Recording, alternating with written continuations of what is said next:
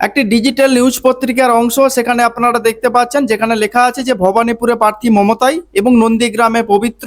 26-এর এই বিধানসভা নির্বাচনে 226-এর বেশি আসন পাবে বলে দাবি করা হচ্ছে তৃণমূল কংগ্রেসের তরফ থেকে। কিন্তু বাস্তবে কি এটা সম্ভব? কেন সম্ভব নয় বাস্তবে তৃণমূল কংগ্রেসের তরফ থেকে এইবার এই বিধানসভা নির্বাচনে 226টি আসন পাওয়ার? একটু যদি ডিটেলসে আপনাদের সামনে তুলে ধরি তাহলে আরো আরো ভালো করে আপনারা বুঝতে পারবেন। সেটা হচ্ছে 2021-এর যে বিধানসভা নির্বাচন হলো, সেই 2021-এর বিধানসভা নির্বাচনে তৃণমূল কংগ্রেস প্রায় 48% কাছাকাছি ভোট পেয়েছিল পশ্চিমবঙ্গে।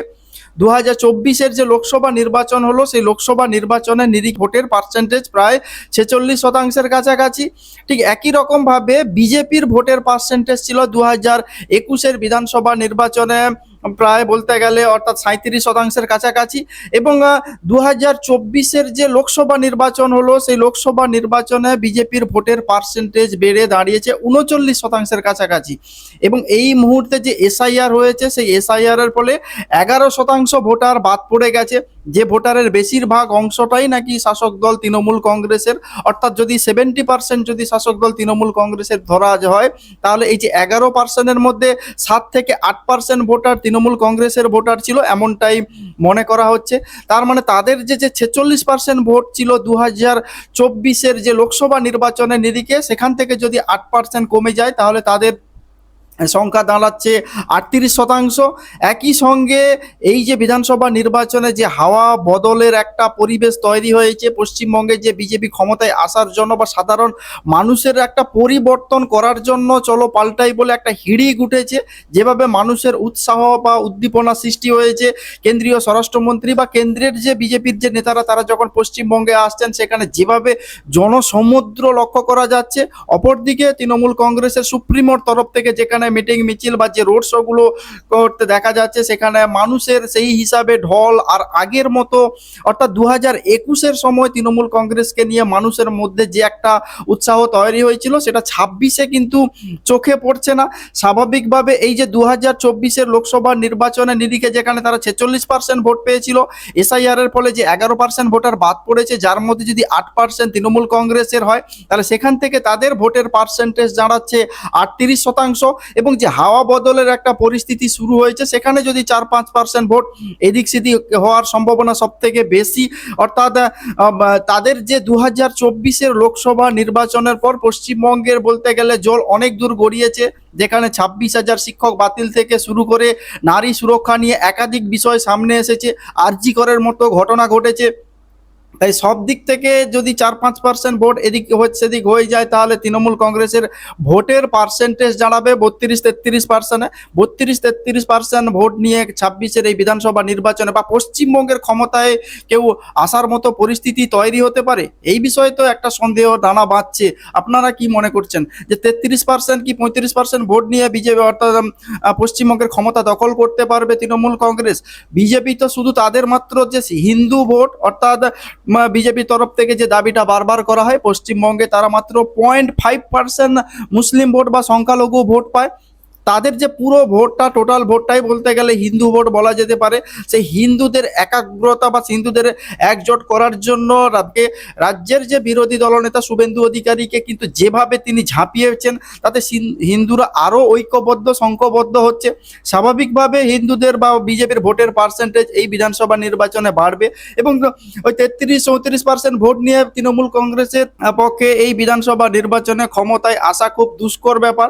এবং যে ভবানীপুর কেন্দ্র, যেখানে রাজ্যের বিরোধী দলনেতা শুভেন্দু অধিকারী এবং মমতা বন্দ্যোপাধ্যায় মুখোমুখি দাঁড়িয়েছেন, তবে সেই ভবানীপুর কেন্দ্রের যদি একটি পরিসংখ্যান আমি আপনাদের সামনে তুলে ধরি, বা তাহলে রাজ্যের বিরোধী দলনেতা গত কয়েকদিন আগে যেটা বললেন, যে ভবানীপুরে একটা সময়ে 65,000-এর বেশি অর্থাৎ সংখ্যালঘু ভোট ছিল, বর্তমানে সেখানে সংখ্যালঘু ভোটের সংখ্যা দাঁড়িয়েছে অর্থাৎ 35,000 থেকে 30,000-এর কাছাকাছি। এবং এই ভবানীপুর বিধানসভা কেন্দ্রের যে হিন্দু ভোটার 1,00,000 25,000-এর মতো রয়েছে। স্বাভাবিকভাবে যদি এখানে হিন্দুরা একজোট হয়ে ভোট দেয়, তবে এসআইআর এর ফলে এই শুধুমাত্র ভবানীপুর কেন্দ্র থেকে যে 30-35,000 মতো যে সংখ্যালঘু ভোটার বাদ পড়েছে, যেখানে হিন্দু ভোটার বলতে গেলে 1,25,000 এবং সংখ্যালঘু ভোটার ছিল 65,000-এর মতো, যার মধ্যে এই মুহূর্তে সংখ্যালঘু ভোটার প্রায় 30-35,000-এর কাছাকাছি।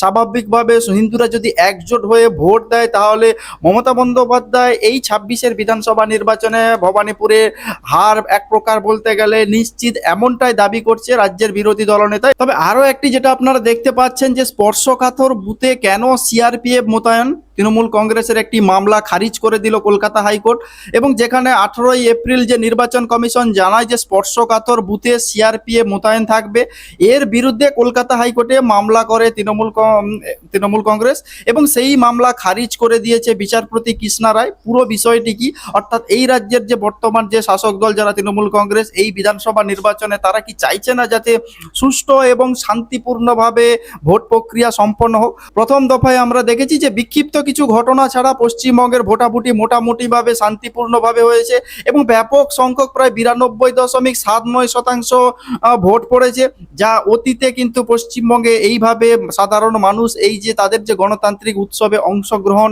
করতে দেখা যায়নি। অর্থাৎ বামেদের জমানা যখন শেষ হয়ে তৃণমূল কংগ্রেস ক্ষমতায় আসার মতো পরিস্থিতি তৈরি হয়েছিল, যে হাওয়া বদলের একটা পরিস্থিতি তৈরি হয়েছিল 2011-তে, সেই সময়েও প্রায় বলতে গেলে 84%-এর বেশি ভোট পড়েছিল, এবং সেই সময় যেহেতু হাওয়া তৃণমূল কংগ্রেসের দিকে ছিল এবং তৃণমূল কংগ্রেস এই মুহূর্তে ব্যাপকভাবে জয়লাভ করে তারা পশ্চিমবঙ্গের ক্ষমতায় এসেছিল। এইবারও কিন্তু হাওয়া একটা পরিবর্তন হচ্ছে, বর্তমান বিজেপির দিকে বইতে শুরু করেছে, এবং সেই দিক থেকে বলতে গেলে এই যে 92.79% ভোট, যা একটা বলতে গেলে গোটা ভারতবর্ষের নির্বাচনের নিরিখে পশ্চিমবঙ্গে যে একটা ব্যাপক সংখ্যক মানুষ এই যে ভোটার তাদের যে অধিকার গণতান্ত্রিক উৎসবে তারা অংশগ্রহণ করেছে, এতে কিন্তু বিজেপি কেন্দ্রীয় স্বরাষ্ট্রমন্ত্রী তিনি যেটা বলছেন যে তারা তাদের যে পরিসংখ্যান বা তারা যে স্টাডি করেছে, সেখানে তারা দেখছেন যে 152টি বিধানসভা কেন্দ্র, যার মধ্যে 16টি জেলা, সেই 16টি জেলা বরাবরের জন্য বিজেপির শক্ত ঘাঁটি নামে হিসাবে পরিচিত, সে উত্তরবঙ্গ থেকে শুরু করে ঝাড়গ্রাম পর্যন্ত, এবং পূর্ব মেদিনীপুরেও 2024-এর যে লোকসভা নির্বাচন হয়েছিল, সেই লোকসভা নির্বাচনে তারা 15টি বিধানসভা আসনে তারা এগিয়ে রয়েছে, এবং এইবার তারা যেটা আশাবাদী যে 16টি অর্থাৎ পূর্ব মেদিনীপুরের 16টি বিধানসভা কেন্দ্রে তারা 16টিতে জয়লাভ করার আশাবাদী। তো সেই দিক থেকে রাজ্যের যে শাসক দল তারা কি চাইছে না যে পশ্চিমবঙ্গের সাধারণ মানুষ তারা যাতে নিজের ভোট নিজে তারা প্রয়োগ করতে পারে? 2023-এর যে অর্থাৎ পঞ্চায়েত ভোট পশ্চিমবঙ্গে কিভাবে লুট হয়েছিল সেটা আমরা জনসমক্ষে সবাই দেখেছি।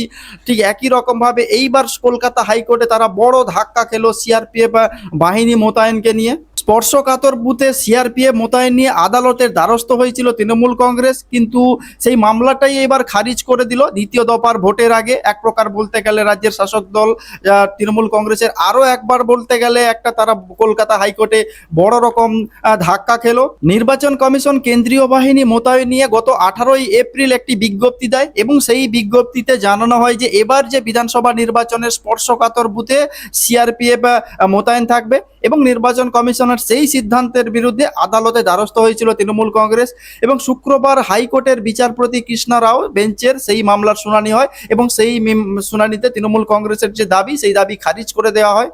তবে এই শুনানিতে তৃণমূল কংগ্রেস যেটা দাবি করেছিল যে কেন্দ্রীয় যে 7টি অর্থাৎ যে 7টি আধা সামরিক বাহিনী নিয়ে তৈরি হয়েছে, অর্থাৎ সেন্ট্রাল আর্মড পুলিশ ফোর্স, তার মধ্যে বিএসএফ রয়েছে, আইটিবিপি রয়েছে, সিআইএসএফ রয়েছে, সিআরপিএফ রয়েছে, এবং সিআরপিএফকে মোতায়েন করা হচ্ছে বেছে বেছে। অর্থাৎ কেন্দ্রের যে তারা চাইছে যে তাতে আরও বিএসএফ বা অন্যান্য কিছু মোতায়েন করা হোক। একই সঙ্গে তারা যেটা বলছে যে পুলিশ, অর্থাৎ 2021-এর বিধানসভা নির্বাচনে আমরা দেখেছিলাম সেন্ট্রাল বাহিনী বাইরে ছিল, কেন্দ্রীয় অর্থাৎ রাজ্যের যে পুলিশ তারা বুথের ভেতরে ছিল, কিন্তু এইবার নির্বাচন কমিশন করেছে কি যে না, পুলিশ এইবার বুথের কাছে যেতে পারবে না, অর্থাৎ পুলিশ থাকবে বাইরে ভিড় কন্ট্রোল করার জন্য বা লাইন কন্ট্রোল করার জন্য, এবং সিআরপিএফ বাহিনী থাকবে পুরো কেন্দ্রের অর্থাৎ যে বুথের যে ভেতরে থাকবে সিআরপিএফ বাহিনী, অর্থাৎ পুলিশ বুথের কাছেই যেতে পারবে না। এবং 2023-এর যে পঞ্চায়েত ভোট হয়েছিল, সেই পঞ্চায়েত ভোটে যেখানে যেখানে অশান্তি হয়েছিল সেই পরিসংখ্যানের নিরিখে বা সেটার উপর সার্ভে করে নির্বাচন কমিশন যে বলতে গেলে যে সকল বুথে এরকম ঝামেলা হতে পারে তারই একটা পরিসংখ্যান তৈরি করেছে এবং তার ভিত্তিতে কেন্দ্রীয় বাহিনী নিয়োগ করেছে, অর্থাৎ নির্বাচন কমিশনের তরফ থেকে পশ্চিমবঙ্গে সুষ্ঠু এবং শান্তিপূর্ণভাবে যাতে প্রত্যেক মানুষ যাতে তাদের নিজের যে ভোট সেই নিজের ভোট যাতে নিজে দিতে পারে। পঞ্চায়েত ভোট 2023-এর বা 2024-এর লোকসভা নির্বাচনের সময় বা 2021-এর যে বিধানসভা নির্বাচনের সময় যেভাবে ভোট লুটের মতো পরিস্থিতি বা যে খবরের শিরোনামে এসেছিল বা ভোটের দিন যেভাবে সন্ত্রাসের পরিস্থিতি তৈরি হয়েছিল, সেইটা থেকে শিক্ষা নিয়ে নির্বাচন কমিশন প্রথম দফার যে ভোট মোটামুটিভাবে শান্তিপূর্ণভাবে হয়েছে, সেই রকম কোনো বড় রকমের অঘটন ঘটেনি, তবে বিচ্ছিন্ন কিছু ঘটনা ঘটেছে। তবে সেইটা থেকে শিক্ষা নিয়ে এইবার নির্বাচন কমিশন আরও কড়া ভূমিকায় লক্ষ্য দেখা যাবে, যেখানে নির্বাচন কমিশনের তরফ থেকে দ্বিতীয় দফার যে 29 এপ্রিল যে নির্বাচন আছে 142টি কেন্দ্রে, সেই 142টি কেন্দ্রে যাতে কোনো রকমের বিশৃঙ্খলা পরিস্থিতি তৈরি না হয়, তার জন্য কমিশনের তরফ থেকে আরও একটি বড় সিদ্ধান্ত নেওয়া হয়েছে, যেখানে ডায়মন্ড হারবারের অতিরিক্ত পুলিশ সুপার, মহকুমা পুলিশ আধিকারিক সহ 5 জন পুলিশ আধিকারিককে সাসপেন্ড করে দিয়েছে নির্বাচন কমিশন। শুক্রবার এই মর্মে রাজ্যের যিনি মুখ্য সচিব রয়েছেন দুষ্মন্ত নারিওয়ালা, সেই দুষ্মন্ত নারিওয়ালাকে চিঠি পাঠিয়ে দিয়েছে নির্বাচন কমিশনের পক্ষ থেকে। এর পাশাপাশি নিজের যে অধীনস্থ যে অফিসাররা রয়েছে, সেই অফিসাররা ঠিকভাবে নিয়ন্ত্রণ করতে না পারার কারণে জেলার যে পুলিশ সুপার যিনি রয়েছেন ঈশানী পালকেও সতর্ক করেছে নির্বাচন কমিশন, এবং কমিশনের তরফ থেকে রাজ্যের মুখ্য সচিব দুষ্মন্ত নারিওয়ালাকে সমস্ত কিছু চিঠি দিয়ে তাদেরকে জানানো হয়েছে। এবং সাসপেন্ড হওয়া পুলিশ কর্মীরা হলেন ডায়মন্ড হারবারের পুলিশ জেলার অতিরিক্ত সুপার যিনি রয়েছেন সন্দীপ গড়াই, এবং ডায়মন্ড হারবারের এসডিপিও সজল মণ্ডল, ডায়মন্ড হারবার থানার আইসি মৌসুম চক্রবর্তী, ফলতা থানার আইসি অজয় বাগ এবং উস্তি থানার ওসি শুভেচ্ছা বাগকেও বলতে গেলে সাসপেন্ড করে দিয়েছে নির্বাচন কমিশনের পক্ষ থেকে। অর্থাৎ এই যে দ্বিতীয় দফার ভোটের আগে, যেখানে 29 এপ্রিল এই সব বিধানসভা এরিয়াগুলোতে দ্বিতীয় দফার ভোট রয়েছে, সেই দ্বিতীয় দফার ভোটের আগে নির্বাচন কমিশন যাতে কোনো রকমভাবে অর্থাৎ বিশৃঙ্খল পরিস্থিতি তৈরি না হয়, বা পুলিশের যারা ওসি আইসিরা আছে যারা যাতে কোনো রকম স্বজন পোষণের মতো পরিস্থিতি তৈরি করতে না পারে, সেই দিক থেকেই কমিশনের তরফ থেকে একটা বড় সিদ্ধান্ত নেওয়া হলো, যেখানে ডায়মন্ড হারবার থানার পুলিশ থেকে সুপার থেকে শুরু করে অর্থাৎ উস্তি থানার ওসি আইসি সহ দক্ষিণ 24 পরগনার পুলিশের 5 জন পুলিশ আধিকারিককে সাসপেন্ড করে দিল এবার নির্বাচন কমিশন। আরও একটি নিউজ পত্রিকার যে অংশ আপনারা দেখছেন, যে তৃণমূলে এসে লুটে পুটে খেলো এবং ইডি দেখে বিজেপি হয়ে গেল, ভবানীপুরের নাম না করে এক প্রকার বলতে গেলে শুভেন্দু অধিকারীকে কটাক্ষ করলেন রাজ্যের শাসক দলের সুপ্রিমের তরফ থেকে। অর্থাৎ তিনি যেটা বোঝাতে চাইলেন যে যখন তৃণমূল কংগ্রেসে ছিলেন তিনি লুটে পুটে খেয়েছেন এবং ইডির ভয়ে তিনি বিজেপিতে চলে গেছেন, তাই রাজ্যের বিরোধী দলনেতা শুভেন্দু অধিকারীকে এইভাবে আক্রমণ করতে দেখা গেছে রাজ্যের যে অর্থাৎ শাসক দলের সুপ্রিমোর তরফ থেকে। কিন্তু তাহলে প্রশ্ন হচ্ছে যে এই মুহূর্তে শাসক দলে যারা রয়েছেন তারাও কি তাহলে লুটে পুটে খাচ্ছে, যাদের বিরুদ্ধে ইডি সিবিআই তদন্ত করছে এবং যাদের বাড়ির অর্থাৎ ভেতর থেকে কোটি কোটি টাকা উদ্ধার হচ্ছে কারুর বান্ধবীর বাড়ির থেকে? তবে প্রথমেই যেটা বলা হয় যে পার্থ চট্টোপাধ্যায় রাজ্যের যিনি শিক্ষামন্ত্রী ছিলেন এবং একটা সময় শিল্পমন্ত্রীও ছিলেন, তিনি স্কুল সার্ভিস কমিশনের নিয়োগ দুর্নীতি মামলায় অভিযুক্ত এবং জেলও খেটেছেন, তাহলে তিনিও তৃণমূল কংগ্রেসে ছিলেন, লুটে পুটে খেয়েছেন। একই সঙ্গে অনুব্রত মণ্ডলও বলতে গেলে তিনিও গরু পাচার মামলা কাণ্ডে দীর্ঘদিন তিনি অর্থাৎ জেলে ছিলেন। তারপরে জ্যোতিপ্রিয় মল্লিকের নামেও রাজ্যের যে খাদ্যমন্ত্রী, তিনি রেশন দুর্নীতি মামলায় ইডি তাকে গ্রেপ্তার করেছিল। মানিক ভট্টাচার্য প্রাথমিক শিক্ষা পর্ষদের সভাপতি ছিলেন এবং যেহেতু পলাশীপাড়ার বিধায়কও ছিলেন, তার বিরুদ্ধেও প্রাথমিক নিয়োগ দুর্নীতি নিয়ে অভিযুক্ত হয়ে তিনিও জেল কেটেছেন। কুন্তল ঘোষ, যিনি নিয়োগ দুর্নীতি মামলায় যুক্ত থাকার অভিযোগে গ্রেপ্তার হয়ে তৃণমূল কংগ্রেসের তরফ থেকে তাকে বহিষ্কার করা হয়। শেখ শাহজাহান সন্দেশকালী নেতা, যার বিরুদ্ধেও একাধিক অভিযোগ উঠেছে এবং তিনিও এই মুহূর্তে বলতে গেলে অর্থাৎ গুরুতর অভিযোগে সিবিআইয়ের হেফাজতে রয়েছে। শান্তনু বন্দ্যোপাধ্যায়, যিনি নিয়োগ দুর্নীতি মামলায় ইডির হাতে গ্রেপ্তার হওয়ার পর সময় তিনি হুগলির যুব নেতা ছিলেন। তার মানে বোঝাই যাচ্ছে যে যারা তৃণমূল কংগ্রেসে এই মুহূর্তে আছে তারাও হয়তো কোথাও না কোথাও লুটে পুটে কি খাচ্ছে। তারা যদি আবার বিজেপিতে চলে যায় তাহলে বলা হবে কি যে তৃণমূলে যখন ছিলেন তখন লুটে পুটে খেলো, বিজেপিতে ইডির ভয়ে বিজেপিতে চলে গেল। তাহলে যখন তৃণমূল কংগ্রেসে ছিল, লুটে পুটে খেয়েছিল, তো আপনারা জানার পরে কেন ব্যবস্থা গ্রহণ করেনি, সেটা নিয়ে একটা প্রশ্ন চিহ্ন থাকছে।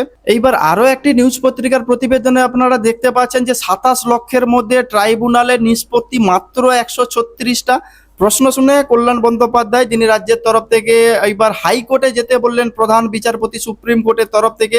অর্থাৎ এখানেও বলা যেতে পারে রাজ্যের কাছে বা কল্যাণ বন্দ্যোপাধ্যায়ের কাছে একটা বড় ধাক্কা বলা যেতে পারে, যেখানে অর্থাৎ যে 60 লক্ষ বিচারাধীন বা অ্যাডজুডিকেশন ছিল, সেই অ্যাডজুডিকেশনের মধ্যে 27 লক্ষ নাম বাদ গেছে যারা ট্রাইব্যুনালে যাবে।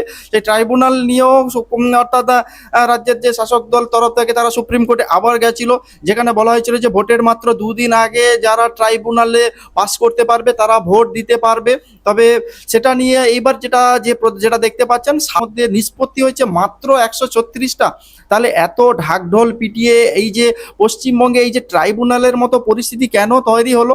পশ্চিমবঙ্গ সহ ভারতবর্ষের আরো অন্যান্য রাজ্যে এসআইআর সম্পন্ন হয়েছে, যেখানে অবিজেপি শাসিত বা রাজ্য রয়েছে, তামিলনাড়ু রয়েছে, কেরল রয়েছে, সেখানে নির্বিঘ্নে বলা যেতে পারে এসআইআর এর কাজ সম্পন্ন হয়ে গেছে। কিন্তু পশ্চিমবঙ্গে এই ট্রাইব্যুনাল বা এই যে অ্যাডজুডিকেশনের মতো পরিস্থিতি তৈরি হলো কারণ এই রাজ্যের যে শাসক দল এই এসআইআর প্রক্রিয়াটাকে প্রথম থেকেই তারা তালগোল পাকিয়ে দেওয়ার চেষ্টা করেছিল, যাতে এসআইআর সঠিকভাবে সম্পন্ন না হয়।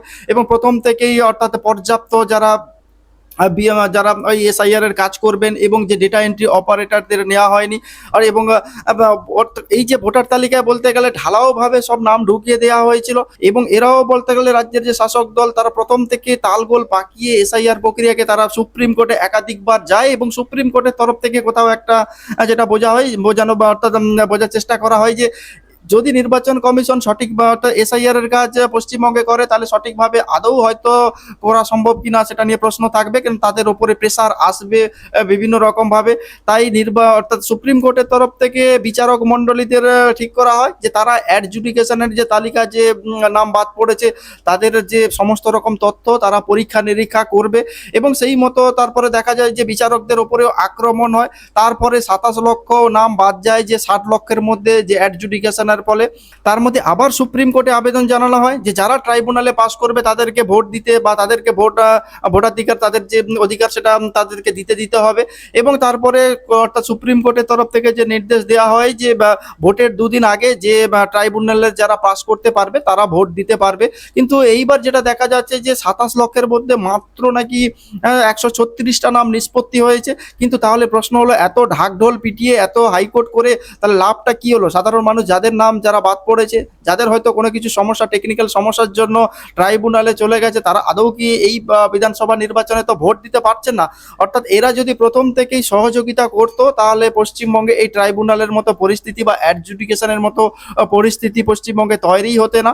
অন্যান্য রাজ্যে যেভাবে এসআইআর এর কাজ সম্পন্ন হয়েছে পশ্চিমবঙ্গেও ঠিক সেইভাবে সম্পন্ন হয়ে যেত সঠিক সময়ে। তবে আপনারা কি মনে করেন? আপনারা যদি এইসব বিষয় নিয়ে কোনো কিছু বলতে চান তাহলে অবশ্যই কমেন্টস বক্সে কমেন্টস করতে পারেন। আর নজর রাখবেন নাচিন্দা টিভি।